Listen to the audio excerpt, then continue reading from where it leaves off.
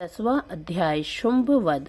ओम मेधा ऋषि बोले, हे राजन, आपके प्यारे भाई ने शुंभ को मरा हुआ देखकर बहुत सी सेना के भी नष्ट हो जाने पर शुंभ के क्रोध की सीमा न रही। वह देवी को संबोधित करते हुए बोला, ए दुष्ट दुर्गा, तू अपने बल पर अहंकार मत कर, क्योंकि तू तो दूसरों के बल पर लड़ रही है। देवी दुर्गा ने उत्तर दिया, हे दुष्ट दानव, देख, मैं तो अकेली ही हूँ। इस संसार में मेरे अतिरिक्त कोई दूसरा नहीं है। यह सब मेरी दो शक्तियां हैं। यह देख, यह सब मुझ में समा रही हैं। इतना कहते ही ब्रह्मणी आदि सब देवियां दुर्गा के शरीर में प्रवेश कर गई तथा दुर्गा जी अकेली रह गई।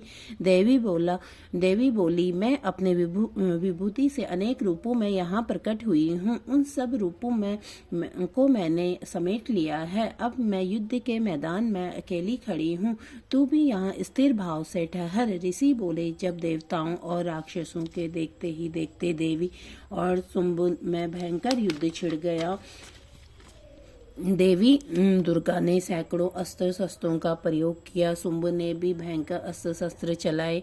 उनके इस भयंकर युद्ध से तीनों लोग कंपमान हो गए। देवी द्वारा छोड़े गए अस्त्रों शुंभ ने अपने अस्त्रों से काट डाला। इस प्रकार शुंभ द्वारा चलाए गए अस्त्रों को देवी ने अपनी भयंकर हुंकार से भी भस्म कर दिया। दैत्यराज शुंभ ने सैकड़ों बाण एक साथ चलाकर देवी को ढक दिया, तो देवी ने अपने बाणों से शुंभ का धनुष ही काट दिया। धनुष के कट जाने पर शुंभ ने शक्ति का प्रयोग किया, तो देवी ने उसे भी निस्तेज कर दिया। अब दैत्यराज शुंभ अपनी तलवार लेकर देवी की ओर लपका, परंतु देवी ने उसकी तलवार और ढाल दोनों काट दिया। दैत्यराज का युद्ध में घोड़ा मारा गया, रथ टूट गया, सारथी भी मर गए। अब शुंभ भयंकर मुदगर लेके देवी की ओर लपका, तो देवी जगदम्बा ने अपने पैणे बाणों से उसके मुग्धर को भी काट दिया। मुग्धर के टूट जाने पर शुंभ बड़े वेग से देवी को मुक्का मारने के लिए दौड़ा।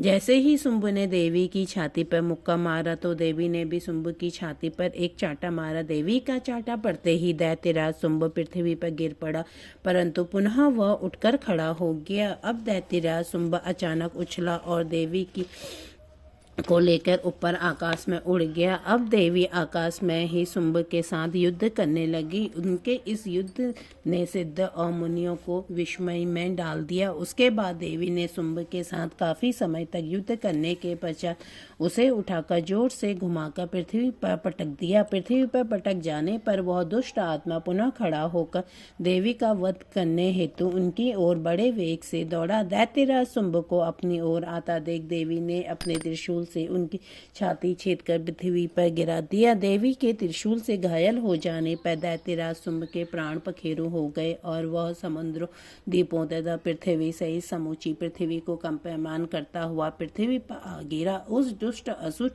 के मरते ही सारा संसार प्रसन्नता चित्त से नाच उठा। पहले तो अनिष्ट सूचक मेघ और उल्कापात होते थे, वे सभी शांत हो गए। नदियां अपनी सही मार्ग से बहने लगी। देवगण बड़े प्रसन्न हुए। गंधर्व सुंदर गीत गाने लगे, बाजे बजाने लगे, अप्सराएं नाचने लगी, स्वच्छ वायु बहने लगी, सूर्य की उत्तम प्रभा हो गई। यज्ञादिकों की अग्नियां मां जो शांत हो गई थी, अप्रज्वलित हो गई तथा संपूर्ण दिशाओं का हाहाकार शांत हो गया। प्रजा सुखी हो गई और सर्वत्र शांति स्थापित हो गई। बोलो जय दुर्गे मैया की जय। नमो नमो दुर्गे।